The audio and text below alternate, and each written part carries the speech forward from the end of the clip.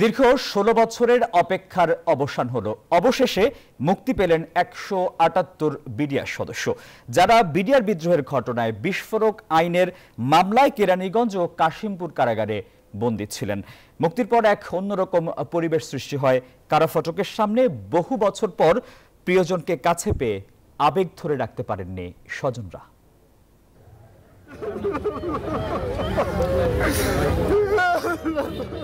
এ কান্না আনন্দের, এ কান্না ভালোবাসার, স্তব্ধ মনের তীব্র আবেগ ১৬ বছর পর প্রিয়জনকে কাছে পাওয়ার। চরম হতাশা, অনিশ্চয়তা কাটিয়ে যখন মুক্তি মেলে প্রিয় ভাই কিংবা বাবার, তখন চোখের জলই আনন্দ হয়ে ওঠে, ভালোবাসায় ভরে ওঠে প্রিয় আলিঙ্গন।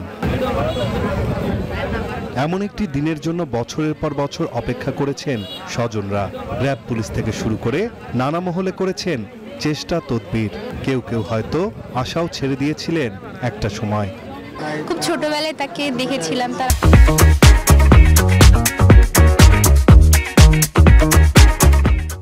আদর পেয়েছিলাম। এখন ১৬ বছর পর আবার তার আদর পাবো। আমার হাজবেন্ড আছে ভিতরে জেলখানায় ১৬ বছর ধরে। আমরা তো আশায় ছেড়ে দিছিলাম যে আমরা হয়তো আর পাবো না। ছাত্রদের বদৌলতে আমরা চাচাকে ফিরে পাচ্ছি, এই দিনটা দেখতে পাচ্ছি। গাজীপুরের কাশিমপুর কারাগার থেকে মুক্তি পেয়েছেন ১২৭ জন। ফুল দিয়ে বরণ করে নিতে কারাগারের সামনে ভোর থেকে অপেক্ষায় থাকেন স্বজনরা। আনন্দমুখর কারা ফটক। ভালো লাগছে, খুশি লাগছে। আর বিবিটাররা আছে, মুক্তি পায়। আজকে ঈদের মতো খুশি লাগতেছে, তাই না? ঈদের থেকেও ভালো লাগতেছে। বাকিরা মুক্তি পান ঢাকার কেরানীগঞ্জের কেন্দ্রীয় কারাগার থেকে।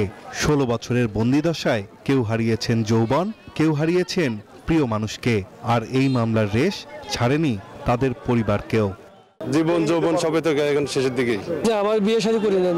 আমার মামলা থাকার জন্য আমার সন্তান যোগদান করতে পারেনি বিসিএস ৩৯তম বিসিএস যোগদান করতে পারেনি। না পাওয়ার এই বেদনার মাঝে এখন ভর করেছে অনিশ্চিত ভবিষ্যতের দুশ্চিন্তা। চাওয়া এই ঘটনায় প্রকৃত দোষীদের বিচার। আমি কি করে খাবো, কি কর্ম খাবো? আমার জায়গা জমিও নেই, শুধু বাড়ির ভিটে ছাড়া ঘরও নাই আমার। আমি যেহেতু নির্দোষ ছিলাম, আমি আমার চাকরি পুনরায় ফেরত চাই। পূর্ণ তদন্তের মাধ্যমে যাদের অপরাধের সাথে জড়িত তাদের পূর্ণ শাস্তি হোক, এটা আমরাও চাই। ২০০৯ সালের ২৫ ও ২৬ ফেব্রুয়ারি ঢাকার পিলখানা হত্যাকাণ্ডে হত্যা ও বিস্ফোরক আইনে দুটি মামলা হয়। হত্যা মামলায় খালাস বা সাজাভোগ শেষে বিস্ফোরক মামলার কারণে ৪৬৮ জনের মুক্তি আটকে আছে। মুক্ত বাতাসে মুক্তির শ্বাস নিতে না নিতেই অনিশ্চিত ভবিষ্যৎ যেন জেঁকে বসেছে বিডিআর বিদ্রোহে বিস্ফোরক মামলায় জামিনে মুক্ত হওয়া এই সমস্ত বিডিআর সদস্যদের মনে। তাই ভবিষ্যৎ মসৃণ করতে চান সরকারের সাহায্য সহযোগিতা। নাইম আল চিকো, নিউজ 24, কেরানীগঞ্জ, ঢাকা।